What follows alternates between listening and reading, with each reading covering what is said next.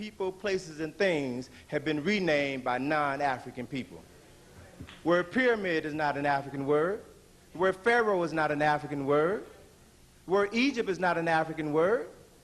The word Sphinx is not an African word. This is a statue of Her-em-Akhet, Heru on the horizon.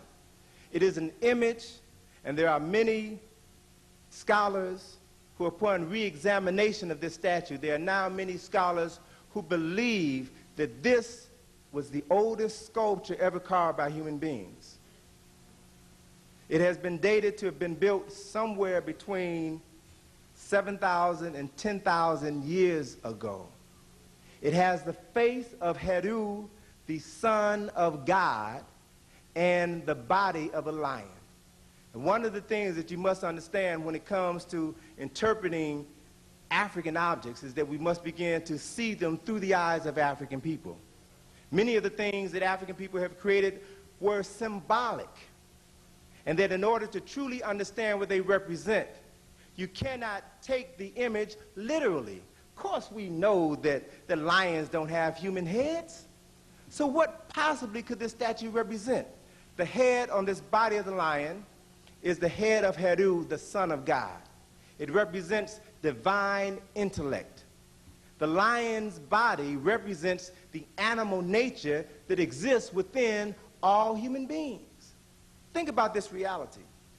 We, to this very day, still use very colorful metaphors to describe animal tendencies that human beings sometimes exhibit. Brothers will see a nice sister and they'll call her, look at that nice fox, look at that chick.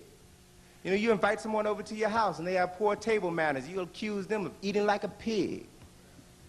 Sisters all too often, and sometimes rightfully so, will accuse brothers of dogging them, using animal metaphors to describe animal tendencies that we sometimes exhibit.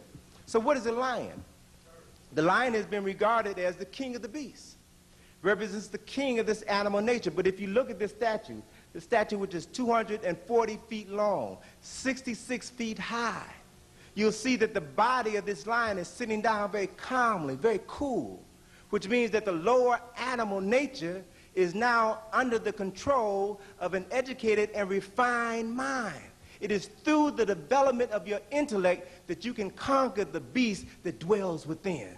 That is what this statue represents. Future presentation, Africa's Missing Noses. And finally, this one of Jesus the Christ. This one is called Christ in Glory, painted black. As far as I know, this is the earliest known depiction of Jesus in existence. This is in the Coptic Museum in Cairo. You see an image of Jesus emerging from his tomb after the crucifixion. If you look very closely, you can see blood in his hands where he was nailed to the cross. Also on his feet, which are not portrayed in this image. And you can see 11 of his disciples. The one pointing to Christ's side is St. Thomas, who we call Doubting Thomas. And here you can find Jesus with a natural hair. Southern Europe, and these are the people called the Moors. The name Maurice means like a Moor. Saint Maurice, like a Moor. But the original Moors, the word Moor means black. It means scorched. It comes from the Greeks and the Romans, and you have an image of Moors' heads on these flags. This one in particular, I'm not sure if it's from Sicily or Sardinia, but many of the flags of those island countries or those island regions in the Mediterranean reflect the Moorish presence. You can find one, for example, in Corsica, essentially identical to this. Corsica is where Napoleon came from. And this image is one of the Black Madonnas, and we could do another presentation too with Mr. Lott, and that presentation would be called The Beauty of Blackness. And this would just reflect images of black people, black saints, black deities in the ancient and modern world. This one is a Black Madonna child from Switzerland, and of course this is a Black Madonna child from the Kremlin in Moscow in Russia. I actually took this photograph myself. Have you ever studied Africa? No. No. Not at all? No. No. But I have studied Switzerland. Have you studied China? No. Have you studied Mexico? Few Americans, black or white, realized the African continent had thriving city-states, trade routes, governments, and kingdoms before the Europeans came. But information does exist which helps us understand African continuity with African American continuity. Books such as this by Richard Hall. In African Cities and Towns Before the European Conquest, Hall gives us pictures, documentation, and more specifically, information about African lifestyles, some of those habits and pieces of culture we see in African Americans today. Salaga, Gayo, Segu, all large pre-European African towns. Some grew on the banks of the Niger River. Others supported populations of about 400,000, and this according to European accounts. West African market cities such as Janneh and Gayo were wealthy and prosperous, with residents buying and selling gold in 1596. Two of these towns were probably founded somewhere around 822 to 921 AD. Travelers from Europe and other places described the inhabitants as exceedingly rich, and the cities stood as homes for many doctors, judges, priests, and learned men. This type of praise also denotes a high standard of learning during what we call Europeans' Dark Ages. When Europe was having its Dark Ages, there were no Dark Ages in the rest of the world. Africans was having an age of enlightenment, the Chinese were having an age of enlightenment, and the people of India was having an age of enlightenment. We have a tendency to take European terminology and stretch it across the whole world. But there were no comparable Dark Ages in the rest of the world until the European came. Okay. The European came out of his Dark Age and created a Dark Age for the rest of the world by the destruction of their civilization. Again, Dr. John Henrik Clark is a living library of resources in this area. We know that Ghana lasted until 1000s. In the last of its many great kings, Tenkameni was killed 2 years before the Muslim invasion, 1076. So that means Tenkameni lasted until 1074. He was known as the king who rode out every day, twice a day. He would ride out and administer justice one part of the day.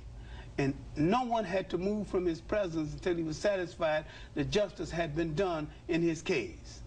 He would ride out at the end of the day with dogs with gold collars, horses better dressed than the then kings of Europe, in splendid regalia. And after Sakuru, the greatest of all the kings of Mali, Mansa Musa, and he came to power in 1306. In 1324, he went on a famous journey to Mecca and Medina because he was a Muslim. He spent all those years preparing. He took with him from 60 to 100,000 people, 50 hairdressers, and he only had his favorite wives. How many of them? Only the favorite wives went on the trip. They had 50 hairdressers. Oh, so you can guess how many wives were there. Now you talking about style. Now when we had it, baby. Okay, so he left basically from northern Central Africa, is that correct? Yes. And then went all the way into Mecca. Went to Egypt first, where he was crowned the great Caliph of the Western Sudan. I mean, it's equivalent to Pope. Right.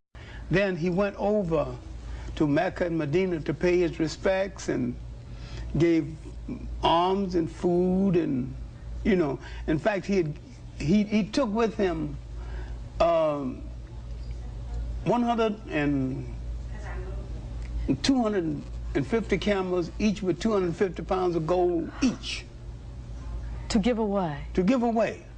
And when he got back to Egypt, he was a little short of gold. And they put the entire treasure at his disposal. So you good for it. Take what you need. Oh, man. This is just for the trip home.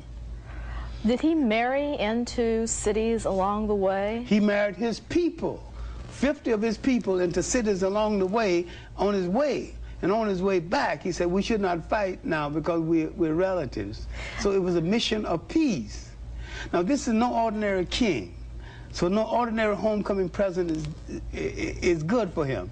So while he was away, his local army captured the neighboring country. Which was? Sangay. And gave him the country as a homecoming present.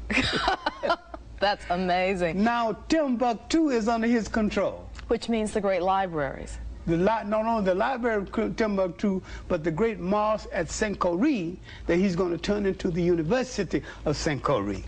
And all of this is done by Africans, not Arabs. No Arabs in sight. We had African scholars. And once again, it's important to know the history because at this time, Islam had taken a stronghold particularly in parts of West Africa. So you had African scholars who had Arabic names in much the same way that we have European names. It doesn't mean we're not black, that we're not of African descent because we have European names. There are reasons why we have European names. But when we look into the history and we see somebody called Ahmed Baba, don't automatically assume that Ahmed Baba looks like the Egyptians that are in Egypt today. Ahmed Baba looked like you. Okay? We need to understand that. Ms. Harris said it's important for school children to know about educated Africans such as Ahmed Baba. She also says it's important to remember that people such as Baba had their books destroyed. They destroyed libraries. Ahmed Baba had a library, a personal library, that had over 1,600 books. It was destroyed. Probably one of the saddest things about the loss of African culture is that many Africans don't even recognize things that are part of their history. Dr. Rosalind Jeffrey says the ancient Africans carried these containers filled with writings and sayings. They were scriptures and parables important to them. So you could say they quite literally carried the written word on their hearts. Dr. Jeffrey's research has uncovered slave diaries. These books were discounted as memorization or pre-written Arabic script, but they're not. Mountains of the Moon, either an area near Uganda or Kenya. Dr. Ivan Van Sertima says it's an idea that now has some scientific support. We had thought, and Chancellor Williams and even I had said in our books, that it's an Afro-Asiatic language. Now we have proof beyond any question that the Egyptian language is not Afro-Hamitic or Afro-Asiatic or Afro-Semitic or Afro-anything. It is fundamentally African. Those elements that came in later from other places and other peoples, those are surface elements, lexical elements, words here and there, which comes into every language, and they have nothing to do with the fundamental grammatical structure of Egyptian language, which is African. Egypt also brings us to the third wave of African migration. This took place in and around the 25th dynasty and probably during the reign of this man, Taharqa. Now, before we tell you about the migration, let's talk about the people. It's important to remember that the country of Egypt is in Africa. Its original people were Africans. They described themselves as black and were described as having black skin and woolly hair by noted Greeks and Romans. Any doubts about their racial heritage can be removed by looking at these stone photographs. You can also see some of the same faces in Mexico. The Olmec heads are kind of an embarrassment in that they've widely and for a long time been recognized as looking black. They don't look like the typical, we've all seen these Aztec figures with the long noses and very hatchet-faced people. The Olmec heads, on the other hand, are sort of wide and oblong and with flat noses and thick lips and you know, very black looking. How do you explain them getting there? I don't. Africa, where the land we call Egypt had the name of Kemet by the people who lived there first. Kemet meaning most likely black people of the Black Land. Africa, home of Mount Kilimanjaro and the sources of the Nile, which the Kemites revered as sacred. Africa, where the faces of the kings who ruled Kemet still survive in silent testimony to their racial heritage and advanced culture in spite of what the history books say.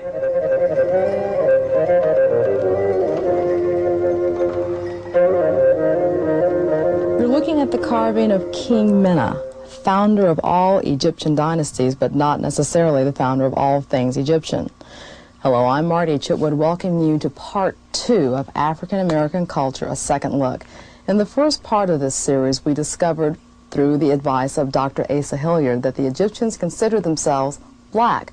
We also found out that during the First Kingdom of Old Egypt, there was a plethora of learning and something called the pyramid building age. Now we're going to look at what happened in the Second and Third dynasties of Old Egypt. This second golden age here, which the Egyptologists normally call the Middle Kingdom, many things were going on, but this seemed to be the thing that characterized the age more than anything else. You had a virtual explosion of literature that occurs here. For example, by this time you have all different genres of literature, such as the epic story, short stories, poems, wisdom literature. And hieroglyphics? All written in hieroglyphics, or metaneture as we prefer to say, which was the African name for hieroglyphics. And we now have many of these texts that you can read now translated in English, and they are indeed very profound texts. You also had scientific texts, such as mathematical texts. In fact, at this very period here, 2000 BC, which is over 1,000 years before Homer, Africans in the Nile Valley were studying trigonometry. Not just geometry, but trigonometry. And we have their textbooks. We have samples of the textbooks that were used at that time that still are present in museums today. Now, I'm sure there are still doubts in people's minds. Who were these Africans? Surely they had to have some Caucasian blood, some people will say. Well, of course, I'm sure they had some Caucasian blood, just as all Caucasians have some African blood. So that, there's no such thing as pure-blooded people anywhere on the planet. But clearly, when we show you pictures of who these people are, they're people that you would call black people today. The founder of this dynasty is probably one of the blackest people in the history of the pharaonic reign. His name Mentuhotep. Also, when you look at the 12th dynasty here, we have 3 very prominent pharaohs, and they're very clearly black. We have their images. We have Senwosret I. We have Amenemhet III. When we look at these images of these pharaohs, clearly they could not be mistaken for anything other than black people. But if it's that obvious the Kemetic Egyptians wore black skin, why didn't earlier anthropologists acknowledge this fact? Cultural historian and former African history researcher for Compton College, Runoko Rashidi, says the prevailing power of prejudice influenced many. Here's one example. This is what maybe the classic example. You have a guy, one of the great European Egyptologists, or white Egyptologists. His name is James Henry Breasted. Breasted was born in Illinois in the 1800s. Brilliant man. Went to Germany because at the time, in order to be a tough Egyptologist, you had to go to Germany. Right. He spent his honeymoon in Egypt. And he and his wife went down the Nile in a boat, and every time they saw an Egyptian temple, they stopped and they copied every visible inscription all the way up and down. Now, monumental task, and it was published in a book called The Ancient Records of Egypt, in a 5-volume set that was published in 1906. Now, in 1916, Breasted wrote a high school textbook called Ancient Times. And in this book, you can see the first edition. He points out that the Egyptians were not white people. He says they were members of what they called the brown race. And he goes and describes it in detail, and it's obvious he's talking about black people. Now, Breasted needed money to establish what was called the Oriental Institute, the famous academic units in the United States, which is connected to the University of Chicago. Now, John Rockefeller can be documented now. John Rockefeller came to Breasted, said, I like what you're doing, but these ideas about race and about the great brown race, that has to go. So in order to get this money, he had to change that. So the next year, the very next year, you can see this too, a new edition of Ancient Times came out, and it says that the Egyptians were members of the Great White Race. And so it's not like scholars don't know these things, but it's not politically popular. Apparently publishers don't care for the idea. They don't think that the idea will sell. And I guess they figure it's just not palatable to white people in general. Now, I can't be any more specific than that. The ancient Greeks also repeatedly described the civilizations of the Nile Valley as peopled with those of sunburned skin. These same Greeks sat at the feet of those African cultures to gain knowledge in science, art, religion, and architecture. This is the greatest building of the ancient world. This is the Great Lodge of Waset, in a city now called Luxor. In ancient times, the Greeks called Thebes, but called Waset among the ancient Africans of the Nile. This was the building that the greatest Greeks, Socrates, Socrates, all these Socrates tried to get to learn at the feet of the Africans. This is a pillar temple, a learning center. The first universities of the ancient world were among with the Africans. At Saqqara, the mysteries were taught at the learning center around the Step Pyramid, and later, further down the Nile, at the city called Waset or Wat, Luxor today. What dynasties are we talking about? Asa Hilliard, Dr. Hilliard, and others will talk about the tens of thousands that were taught here by degrees. This is the granddaddy of the Masonic order. This is the granddaddy of the Rosicrucians. You always get the feeling that Egypt was perhaps one of the earliest civilizations, but somehow it came to a dead end. And then the Greeks sprang up and they did everything wonderful. Do you believe it's that? It's not true. It's just not true. The Greeks went to Egypt and they wrote about it. They acknowledged their debt to Egypt. And I think there can be no doubt that there was some influence. Pillar temples, wherever you go, are the center of learning in this Western society. The Greeks took this pillar temple, inspired by it, and built the Parthenon on top of the Acropolis in Greece. Later, Europeans were inspired to build a pillar temple at Columbia University. That's the Butler Library. And on top of it, each of these Greeks, Socrates, Socrates, all of them on top of it. In Washington, D.C., the Lincoln Memorial is a pillar temple. That's why we have to strip down to the basics. These pillar temples are inspired by the most significant pillar temple in the world, the Great Lodge at Luxor. As the ancient Africans sailed to the New World in boats such as these, built of reed, able to hold more than 50 people, they could move incredibly fast. The catamaran in the Pacific, they have found these jointed canoes, which are not really canoes. The canoe is a misnomer, jointed boats that were extremely sturdy, far sturdier than the Asiatic boats. And they found one of them with 48 men, 24 rowing, 24 resting, which could cross so fast, it could move from Puerto Rico to Venezuela in a single day.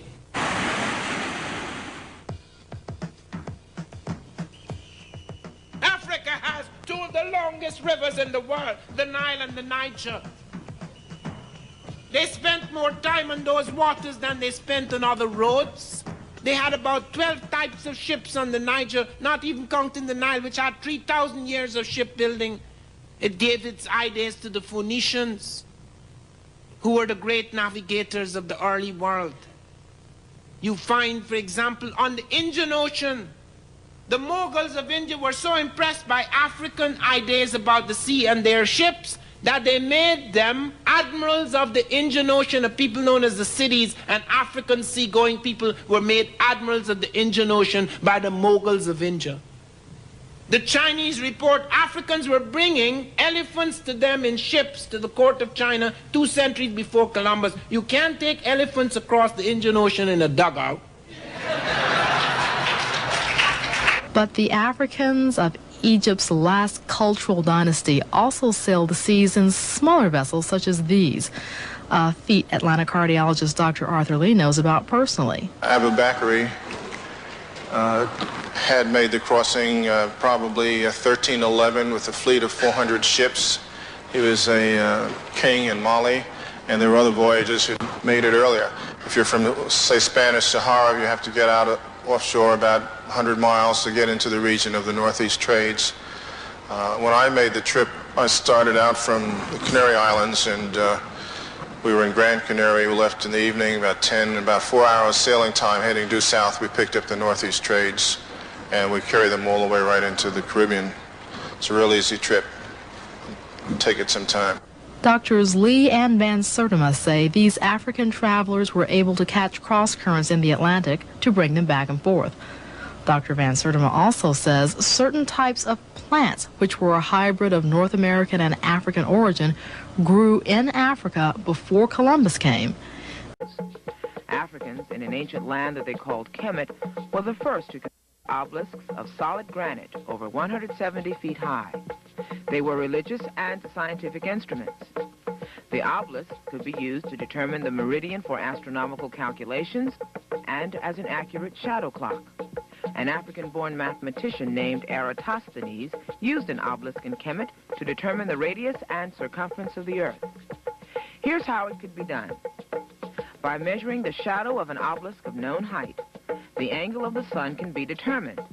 Then, traveling a known distance and measuring when the sun is directly overhead, as evidenced by the absence of shadow, suggests that proportion which can be easily solved for the radius and circumference of the Earth. This milestone in history demonstrates that African technology was advanced and thorough enough to prove the Earth was round long before Columbus made his voyage. To Egypt until 640. The first non-African people came to Egypt, otherwise called the Hyksos, in 1675 BC. The Africans there were already in the 13th dynasty period. They had built every pyramid you saw there before. They had done the S-turn in the Nile.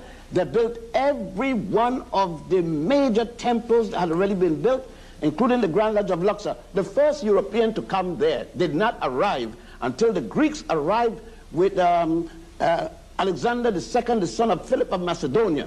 Look, I'm a college graduate. I never heard all this stuff before. Because they didn't intend to teach you that. They can't tell you that you're inferior and teach you that you taught Europe. The first Europeans to be civilized by the Africans were the Greeks.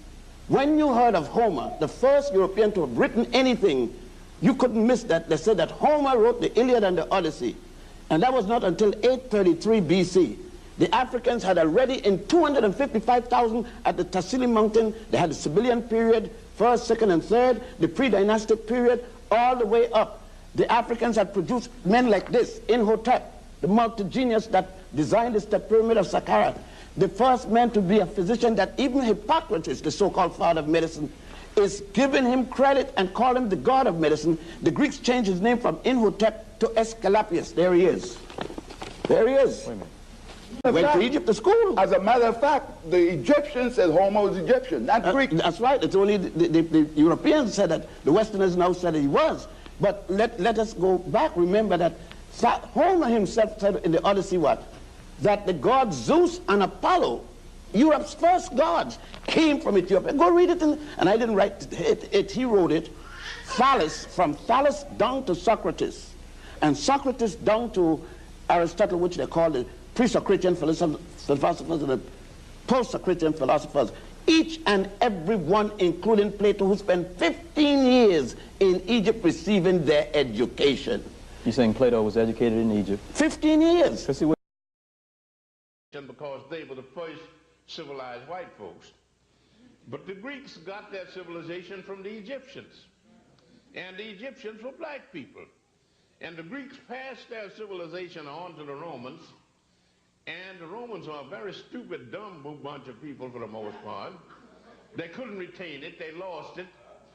They had a dark age in Europe for 500 years. And then another bunch of Africans, the Moors, from North Africa, moved into Spain and started civilization all over again. So instead of Europe civilizing Africa, Africa has civilized Europe 2 times. So that's what you have to keep in mind. And